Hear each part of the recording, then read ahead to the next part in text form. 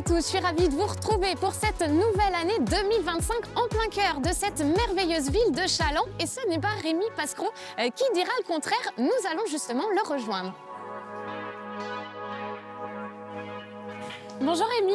Bonjour. Merci de nous recevoir dans la ville de Challans. Vous êtes le maire. On va aborder aujourd'hui l'année 2025 puisqu'on se reçoit chaque année pour échanger sur l'année écoulée et l'année à venir. L'année 2024 a été marquée notamment par l'inauguration des Halles de Challans.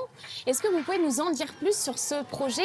Tout à fait, Fanny. Vous savez que c'est un plaisir de vous revoir à Challans. On s'est vu il y a un an. Vous avez parlé d'un certain nombre de projets. Donc, vous venez de parler de l'inauguration de ces nouvelles halles qui ont eu lieu le 2 décembre. Mais on a eu également l'inauguration du Théâtre du Marais, début octobre, l'inauguration de la salle multisport Colette Lebray et le point d'orgue, si je peux m'exprimer ainsi, puisque ça concerne le cœur de ville de la ville de Challans, ce sont ces nouvelles halles qu'on a inaugurées le 2 décembre, avec une affluence record.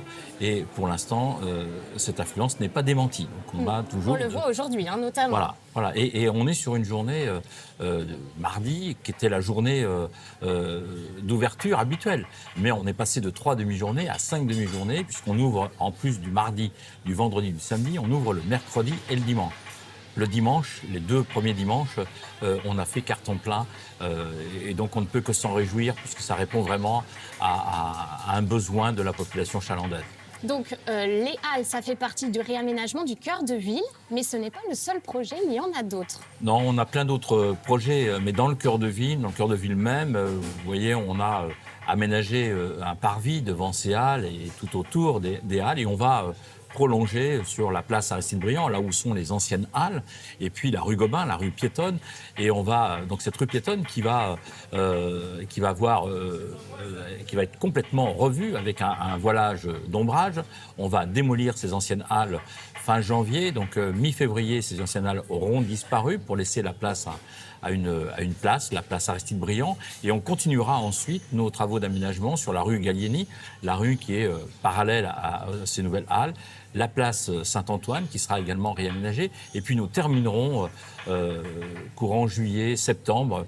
Là, il nous reste encore quelques calages à mettre en place sur la place du Champ de Foire. Donc le cœur de ville sera vraiment réorganisé, restructuré, puisqu'on aura des matériaux nouveaux au sol, avec un objectif, c'est de transformer ces espaces chaleur en espaces fraîcheur. Donc on va passer de 90% d'espaces chaleur à peu près, un peu plus de 80% espaces fraîcheur. Donc pour permettre de ramener du monde dans le centre-ville en période estivale. C'est le but premier. Je crois qu'il y a une réflexion aussi sur les eaux pluviales. Oui, alors pas que, parce on a travaillé également sur l'eau, les réseaux d'eau, d'assainissement, les eaux pluviales qui ne sont pas collectées, qui ne sont pas captées dans tout ce centre-ville. Donc ça peut paraître un peu cocasse, mais c'est le cas. La ville de Challans s'est construite comme ça.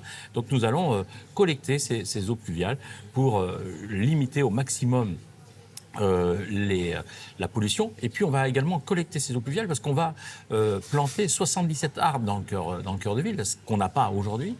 Et ces eaux pluviales viendront alimenter ces végétaux, la végétalisation qu'on va ramener, une fontaine devant le parvis des halles qui va être aussi auto-alimentée par ces eaux pluviales. Donc on récupère, on traite, on organise cette collecte. Alors moi, si je résume et je comprends bien, l'année 2025, votre objectif, c'est vraiment de dynamiser le cœur de ville.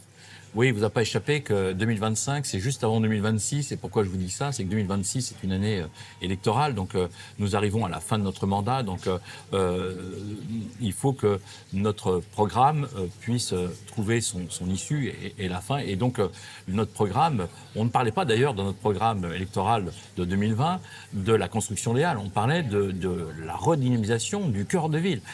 Et les halles, c'est un des sujets, un des moyens pour redynamiser ce cœur de ville. Donc la place Aristide-Briand va être le gros projet. Et dans cette place, on va avoir une partie avec des brumisateurs. On va avoir la construction d'un pavillon. Je vous invite, Fanny, vraiment à revenir pour l'an prochain, au moment des vœux 2026.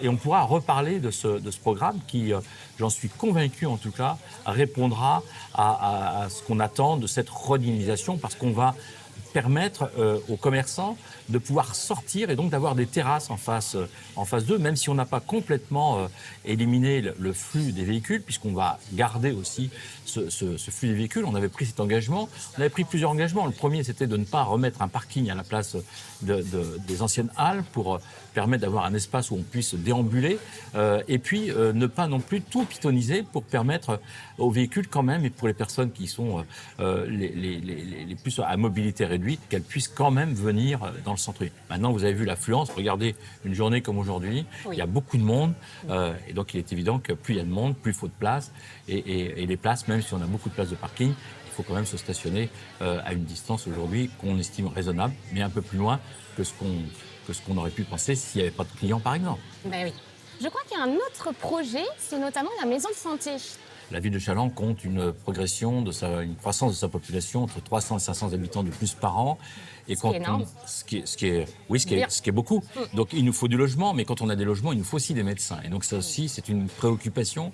Bien sûr. Première des préoccupations quand on vient s'installer ici, on vient voir le maire en disant « Monsieur le maire, j'ai besoin d'un médecin ». Eh bien, pour avoir des médecins, il faut aussi qu'on soit capable de les accompagner dans de bonnes conditions. Et donc, courant 2025, et j'ose espérer qu'on posera la première pierre de cette maison pluridisciplinaire de santé dans notre pôle santé et sociale, rue de la Pauquière, pour que des médecins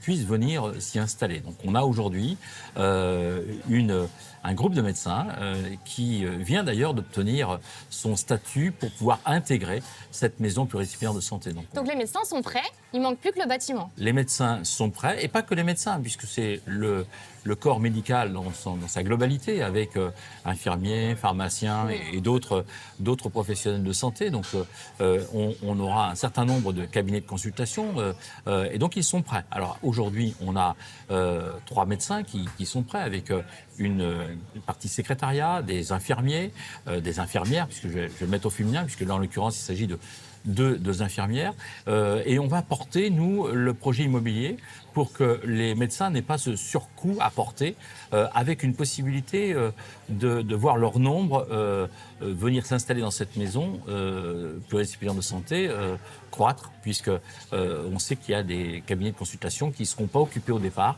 Et puis j'espère que cette maison pluridisciplinaire de santé sera très rapidement insuffisante et qu'il nous fera reconstruire. On a aussi des gros projets, toujours sur la voirie, parce que les projets sont conséquents. Bien qu'on ait doublé, on ne satisfait pas encore tout le monde, avec aussi des travaux d'assainissement.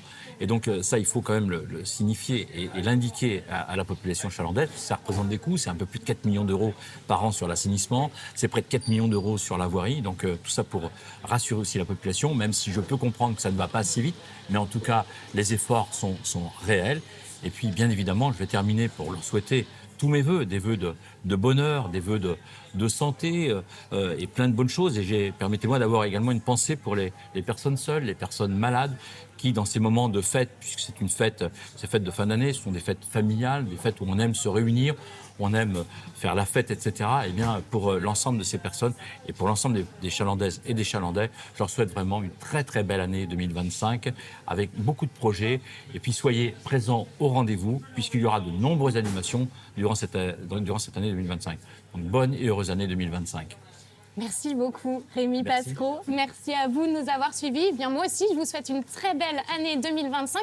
Une année engagée et généreuse, c'est vous qui l'avez dit. Tout à fait, une année engagée et généreuse après une année sportive. Cette année, on la veut engagée et généreuse. Donc, vraiment, engagez-vous et soyez généreux. Quand on donne, on reçoit.